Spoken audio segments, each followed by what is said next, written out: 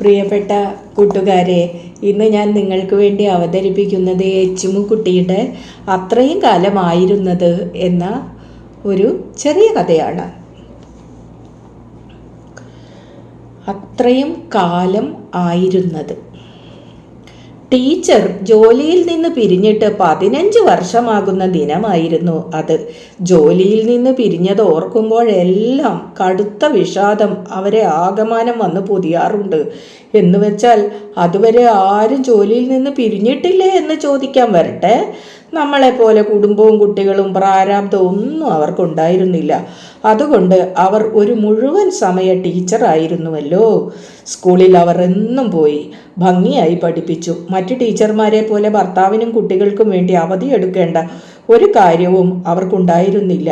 എല്ലാ ടീച്ചർമാരുടെയും അവധി ക്ലാസുകൾ അവർ സന്തോഷത്തോടെ ഏറ്റെടുത്തു. ആകാവുന്ന എല്ലാ സഹായവും അവർ എന്നും എല്ലാവർക്കും ചെയ്തു പോന്നു. അവരുടെ സഹായവും സൗമനസ്യവും സ്വീകരിച്ച എല്ലാവരും, അയ്യോ അവരൊരു പാവം, സ്വന്തമായിട്ട് ആരും ഇല്ലാത്തോണ്ട് ആർക്ക് വേണ്ടിയാ അവർ ജോലി എടുക്കുക, എല്ലാവർക്കും വല്ലതും ഒക്കെ ചെയ്തു കൊടുക്കുമ്പോൾ നേരവും പോയി കിട്ടും എന്ന് സഹതപിക്കുവാനും മറന്നില്ല. നമുക്ക് പിന്നെ ഈ നാട്യം ജന്മനാ കിട്ടുന്നതാണല്ലോ. നമ്മൾക്ക് സഹായമൊന്നും ആവശ്യമില്ല. പിന്നെ സഹായിക്കാൻ വന്ന ആൾക്ക് ഒരു ഉപകാരമായിക്കോട്ടെ എന്ന മട്ടിലുള്ള ഒരു ഇരിപ്പ്. ടീച്ചർ പക്ഷേ അതൊന്നും ഒരു പ്രശ്നമായി കണ്ടതേയില്ല. വിരൽ തുമ്പിൽ പോലും കുലീനത്വം തുളുമ്പുന്ന അവർ തികഞ്ഞ സച്ചരിതയും ധർമ്മിഷ്ഠയുമായിരുന്നു. ഇനിയിപ്പോൾ ടീച്ചർക്ക് കല്യാണവും കുടുംബവും ഉണ്ടാവാത്തതിനെ പറ്റി ആലോചിച്ച് കാട് കയറാനും പോകണ്ട. അങ്ങനെ പ്രത്യേകിച്ച് ഒരു കാരണം ചൂണ്ടിക്കാണിക്കാനൊന്നും ഇല്ലായിരുന്നുവെന്ന് കൂട്ടിയാൽ മതി. ആദ്യം ചില ആലോചനകളൊക്കെ വരികയുണ്ടായി. പക്ഷെ എന്തുകൊണ്ടോ ഒന്നും നടക്കുകയുണ്ടായില്ല. വലിയ സംഭവങ്ങളൊന്നുമില്ലാത്ത ഒരു സാധാരണ ജീവിതം മാത്രമേ ടീച്ചർക്ക് ഉണ്ടായിരുന്നുള്ളൂ എന്നർത്ഥം. ആദ്യകാലങ്ങളിലൊക്കെ ടീച്ചർ വൻ നഗരങ്ങളിൽ താമസമാക്കിയ സ്വന്തം കൂടപ്പിറപ്പുകളെ പറ്റി വല്ലതുമൊക്കെ പറഞ്ഞിരുന്നു. പിന്നെ പിന്നെ ആ പതിവ് അവരുപേക്ഷിച്ചു. കൂടപ്പിറപ്പുകൾക്കെല്ലാം കുടുംബവും കുട്ടികളും ഉണ്ടായിരുന്നു. പണ്ടൊക്കെ അവർ വല്ലപ്പോഴും ടീച്ചറെ കാണാൻ ദൂരെ യാത്രകൾ ചെയ്ത് ആ ഉറക്കം തൂങ്ങി ഗ്രാമത്തിൽ വന്നെത്തിയിരുന്നു. എങ്കിലും സ്വന്തം കുട്ടികൾ വലുതായി തുടങ്ങിയപ്പോൾ അവരുടെ വരവ് കുറഞ്ഞു ഒടുവിലില്ലാതെ ആവുകയായിരുന്നു. അവർക്കും കുട്ടികളുടെ പഠിപ്പ്, ജോലിയിലെ ട്രാൻസ്ഫർ, അങ്ങനെ 100,000 പ്രശ്നങ്ങൾ പരിഹരിക്കാനുണ്ടായിരുന്നുവല്ലോ.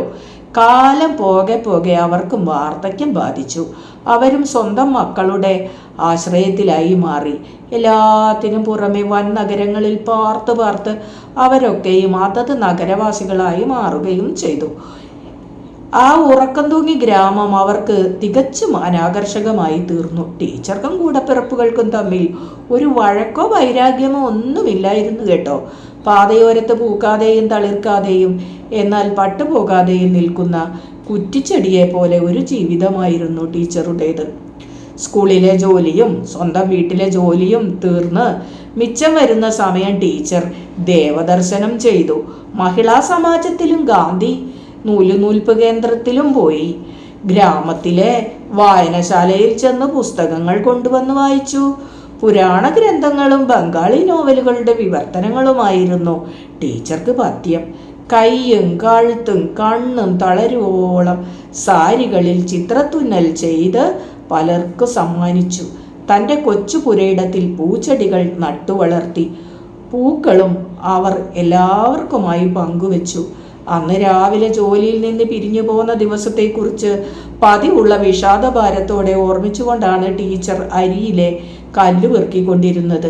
അതുവരെ എന്തായിരുന്നുവോ അതല്ലാതെയായി പെട്ടെന്ന് എന്ന നൈരാശ്യം ടീച്ചറെ കഴിഞ്ഞ 15 വർഷമായി വിടാതെ തുടർന്നുകൊണ്ടിരുന്നു.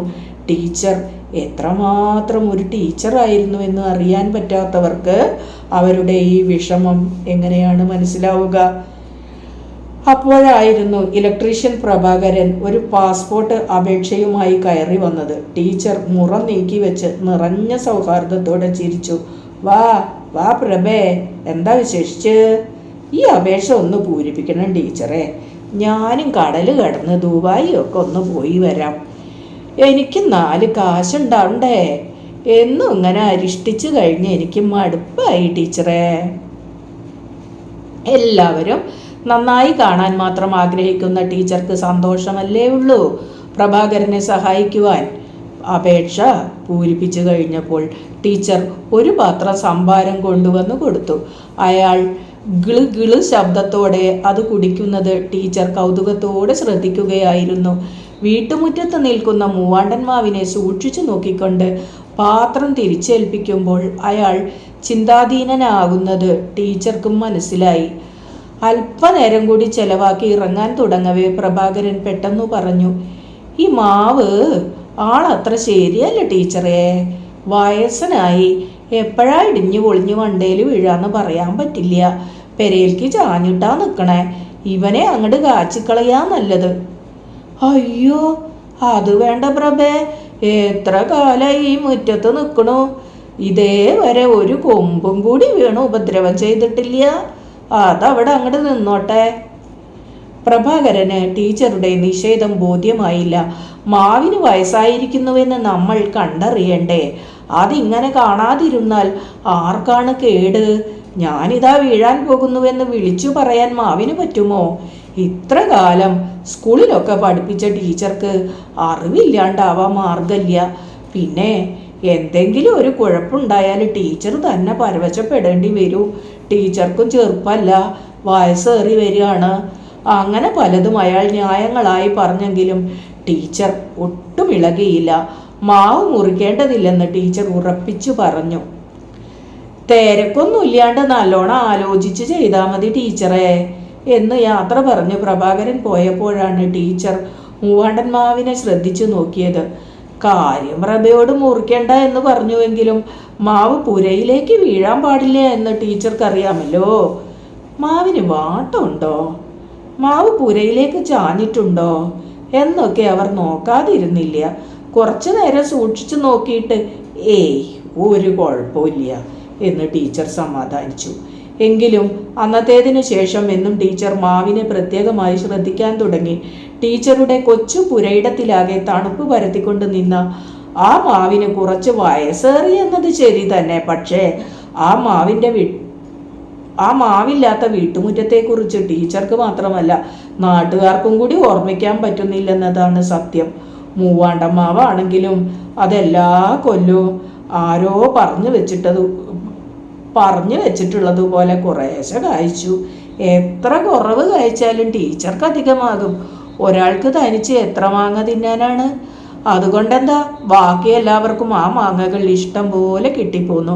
ആ മാവിൻ്റെ തണലിൽ കസേരയിട്ടിരുന്ന് ടീച്ചർ പുസ്തകങ്ങൾ വായിച്ചു, ചിത്രത്തുന്നൽ ചെയ്തു.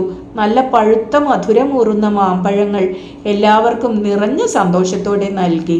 മാവിൽ ചെറു ചെറു മാങ്ങകൾ കൊച്ചു കുലകളായി തൂങ്ങിക്കിടക്കുന്നത് കാണുമ്പോൾ വാത്സല്യം വഴിയുന്ന കണ്ണുകളോടെ ടീച്ചർ മാവിനെ നോക്കി പുഞ്ചിരിക്കുമായിരുന്നു.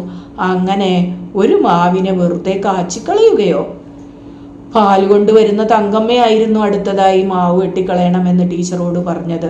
മാവ് കൂടുതൽ കൂടുതൽ പുരയിലേക്ക് ചാഞ്ഞിട്ടുണ്ടെന്ന് അവൾ ചൂണ്ടിക്കാണിച്ചപ്പോൾ ടീച്ചർക്ക് പരിഭ്രമം തോന്നി. വെട്ടി വിറകാക്കിയാൽ മതി ടീച്ചറേ. ആ വെട്ടുകാരോട് പറഞ്ഞാൽ അവരെന്നെ കൊണ്ടുപോയിക്കോളൂ. ടീച്ചർ കഷ്ടപ്പെടണ്ട, സമയം വൈകിക്കണ്ട. പണ്ടാരം പിടിച്ച മാവ് പേരേമ വീണ എന്താ കാട്ടാ എൻ്റെ ടീച്ചറേ എന്ന് തങ്കമ്മ ഉത്കണ്ഠപ്പെട്ടു. ഒന്നുമില്ല തങ്കം, നമ്മൾ വെറുതെ പേടിക്കുകയാണ്. മാവ് വീഴൊന്നുമില്ല. എത്ര കാലായി അതീ മുറ്റത്തിങ്ങനെ നിൽക്കണു. ഒന്നും പറ്റില്ല എന്നൊക്കെ ടീച്ചർ പറഞ്ഞുവെങ്കിലും അവർക്ക് പഴയതുമാതിരിയുള്ള ആത്മവിശ്വാസം ഉണ്ടായിരുന്നില്ല. അരിയിലെ കല്ല് പെറുക്കുമ്പോഴും തൈര് കലക്കുമ്പോഴും തുണികൾ മടക്കി വെക്കുമ്പോഴും എല്ലാം അവർ ഇടയ്ക്കിടെ പുറത്തേക്ക് വന്ന് മൂവാണ്ടന്മാവിനെ സൂക്ഷിച്ചു നോക്കാൻ ആരംഭിച്ചു. ഓരോ തവണ നോക്കുമ്പോഴും പ്രശ്നമൊന്നുമില്ലെന്ന് പാവം സമാധാനിക്കുകയും ചെയ്തു. എങ്കിലും ടീച്ചറുടെ മനസ്സിൽ മൂവാണ്ടന്മാവ് ഒരു അശാന്തിയായി കനക്കാൻ തുടങ്ങി. ഉത്സവത്തിന്റെ നോട്ടീസ് തരാൻ വന്നപ്പോഴാണ് വക്കീൽ ഗുമസ്തൻ കരുണാകരമേനോൻ മൂവാണ്ടന്മാവിനെ വിസ്തരിച്ചു നോക്കാൻ ഇടകിട്ടിയത്. വായിലെ മുറുക്കാൻ രസം പിടിച്ച് ചവച്ചുകൊണ്ട് മേനോന് മാവിന് ചുറ്റും 2 ചാല് നടന്നു. പിന്നെ വളരെ ഗൗരവത്തോടെ ടീച്ചറെ കാര്യങ്ങൾ പറഞ്ഞു ബോധ്യപ്പെടുത്താൻ തയ്യാറായി. മാവ് വെട്ടണ്ടാന്ന് ടീച്ചർ എന്താലോചിച്ചിട്ടാ പറയണേ? അത് ഈ വീടിൻ്റെ മോന്തായത്തിൽ ചാഞ്ഞുകൊണ്ട് ഇങ്ങനെ നിൽക്കണത് തന്നെ വലിയ അപകടാ. കഷ്ടകാലത്തിന് വല്ല കള്ളന്മാരും അതിൻ്റെ കൊമ്പുമ്മ തൂങ്ങി ഓടും പൊളിച്ച് രാത്രി അകത്തേക്ക് ഇറങ്ങിയ വയസ്സുകാലത്ത് ടീച്ചർ എന്തെടുക്കാനാ? പേടിച്ച് അപ്പളാ പോവും നല്ല ജീവൻ. അതേമാതിരി തന്നെയാ പാമ്പോളും. ഉറങ്ങുമ്പോൾ പാമ്പ് അങ്ങോട്ട് നെഞ്ചിലേക്ക് വീണാ കഴിഞ്ഞില്ലേ എൻ്റെ ടീച്ചറെ? അതിപ്പോൾ തന്നെ അങ്ങോട്ട് വെട്ടിക്കളയുക. പകൽ തന്നെ. ഈ പണ്ടാരം പിടിച്ച മാവ് കാരണം വളപ്പിലാകെ ഒരു ഇരുള. രാത്രിയിൽ പിന്നെ പറയണ്ട കാര്യം. ടീച്ചർ തീരെ താണ ദുർബലമായ ശബ്ദത്തിൽ പ്രതിഷേധിക്കാൻ ശ്രമിച്ചു. ഏയ്, അങ്ങനെയൊന്നും ഉണ്ടാവില്ല. പക്ഷേ പുറത്തേക്ക് കേട്ടത് തൻ്റെ തന്നെ ശബ്ദമാണെന്ന് പോലും ടീച്ചർക്ക് സംശയമുണ്ടായി. മേനോനാണെങ്കിൽ നിർത്താതെ തുടരുക തന്നെയാണ്. ടീച്ചർ കണ്ടോ മാവിൻ തടിയിലൂടെ വഴിഞ്ഞൊഴുകിയ ഓറഞ്ച് നിറമുള്ള മാവിൻ പശ? തൻ്റെ തടിച്ച വിരലുകൾക്കിടയിലിട്ട് ഉരുട്ടിക്കൊണ്ട് അദ്ദേഹം ടീച്ചറുടെ ശ്രദ്ധ ക്ഷണിച്ചപ്പോൾ, അത് പശയല്ലേ, മാവിൻ്റെ പശ എന്ന ടീച്ചറുടെ നിസ്സാരമാക്കലിനെ മേനോൻ നിറഞ്ഞ ഗൗരവത്തോടെ പ്രതിരോധിച്ചു. പശ തന്നെയാ. എപ്പോഴാ ഇതിങ്ങനെ ചാടാന്ന് നിശ്ചണ്ട. മാവ് വീഴാറാവുമ്പോളാ. മാവിന് ഉഷ്ണവും പരോശവും ആയി എന്നർത്ഥം. ടീച്ചർ ഇനി തടസ്സമൊന്നും പറയണ്ട. ഞാനേ ആ അമ്പലനടക്കേ ചെന്ന് നമ്മുടെ ശങ്കുരുവിനെ പിടീന്ന് ഇങ്ങോട്ട് പറഞ്ഞു വിടാം. അവനാവുമ്പോൾ നല്ല നമ്മളെ ദ്രോഹിക്കാണ്ട് പണി അവസാനിപ്പിക്കും. എനിക്ക് തീരെ മനസ്സ് വരണില്ല മേനെ എന്ന് ടീച്ചർ ദയനീയമായി പുലമ്പിയപ്പോൾ കരുണാകരമേനോൻ ഏകാകിനിയായ ആ സ്ത്രീയെ അനുകമ്പയോടെ നോക്കി മയമുള്ള ശബ്ദത്തിൽ അയാൾ പറഞ്ഞു, തിരക്കൊന്നുമില്ല, ടീച്ചർ ആലോചിച്ച് വേണ്ട മാതിരി ചെയ്താൽ മതി. ടീച്ചർ ഉണരാനാവാത്ത ഒരു പേടി സ്വപ്നത്തിൽ എന്ന പോലെ, ഒരിക്കലും അവസാനിക്കാത്ത ഒരു നിലവിളിയാൽ എന്ന പോലെ പതറി തുടങ്ങിയിരുന്നു. വീട്ടുമുറ്റത്തെ ആ മാവ് ടീച്ചറുടെ ഉള്ളിൽ ഒരു രാക്ഷസനെ പോലെ വളരാൻ ആരംഭിച്ചു. ഏതു നിമിഷവും കറകറാ ശബ്ദത്തോടെ മാവ് പുരപ്പുറത്തേക്ക് വീണേക്കുമെന്ന ആദിയിൽ പകലുകളിൽ ടീച്ചർ വെന്തുരുകി. രാത്രികളിൽ ഇരുണ്ടു തണുത്ത സ്വന്തം മുറിയിൽ ഒരു കള്ളൻ്റെ കത്തി അവരുടെ വാർദ്ധക്യം ബാധിച്ച നാഡിഞരമ്പുകളെ നീലിപ്പിച്ച് പരവശമാക്കി. മുറിയുടെ മേൽത്തട്ടിൽ നിന്ന് ഫണം ഉയർത്തിച്ചീറ്റി തൻ്റെ ദുർബല ശരീരത്തിലേക്ക് ഊർന്നു വീഴുന്ന പാമ്പുകളെ ഭയന്ന് ടീച്ചർ രാത്രി മുഴുവൻ എഴുന്നേറ്റിരുന്ന് പുറം വേദനിപ്പിച്ചു.